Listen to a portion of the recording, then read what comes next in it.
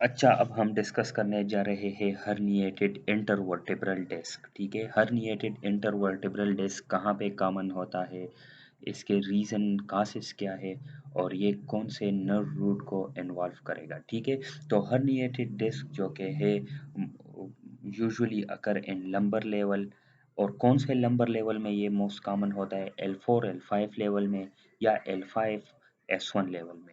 Are cervical regions को भी ये इन्वॉल्व कर सकता है, जो कि मोस्ट कॉमन होता है C5 C6 और C6 C7। ठीक है, लेकिन लंबर रीजन में ये मोस्ट कॉमन होता है, और मोस्ट कॉमन ये कौन से वर्टेब्रल डिस्क को इन्वॉल्व करता है, L4 L5 को। ठीक है, इंडिविजुअल्स यंगर देन एज 50। ठीक है, फिर हर्निएशन के कासेस क्या है।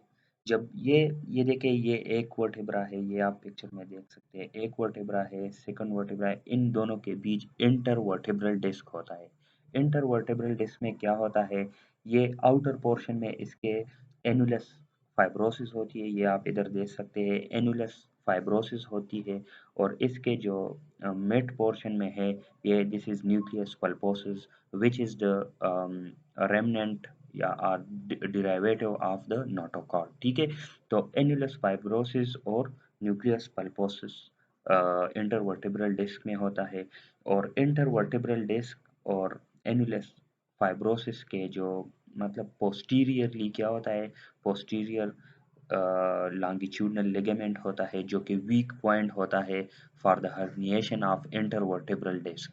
और ये पोस्टीरियर लॉन्गिट्यूडनल लिगामेंट के बाद उसके जो मतलब आउटर साइड पे क्या है, वर्टेब्रल कैनाल है। ठीक है, ये वर्टेब्रल कैनाल है जो कि येलो में आपको नजर आ रहा है। ठीक है, तो ये वर्टेब्रल कैनाल में फिर नर्व रूट्स होते हैं, नर्व्स होते हैं, नर्व्स के फाइबर्स होते हैं।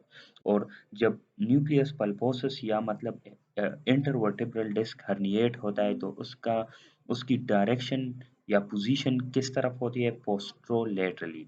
पोस्ट्रोलेटरली ये हर्निएट करता है, और ये कौन से नर्व फाइबर को इन्वॉल्व करता है वो हम अभी डिस्कस करते हैं। ठीक है, तो इसके कासेस क्या है, herniations may follow degenerative changes in the annulus fibrosis and can be caused by sudden compression of the nucleus pulposus। ठीक है, तो ये या तो ये degenerative changes की वजह से होता है, या एनुलस फाइब्रोसिस जो एनुलस फाइब्रोसिस की डीजेनरेटिव चेंजेस की वजह से होगा, या न्यूक्लियस पल्पोसिस की कंप्रेशन की वजह से ये हर्निएट हो सकता है। ठीक है, और हर्निएशन जब होगा तो ये पोस्टरोलेटरल डायरेक्शन में होगा, और ये कौन से नर्व रूट को इन्वॉल्व करेगा, herniated lumbar disc usually involve the nerve root one number below traversing root. ठीक है, बिलो ट्रेवर्सिंग रूट मतलब फॉर एग्जांपल ये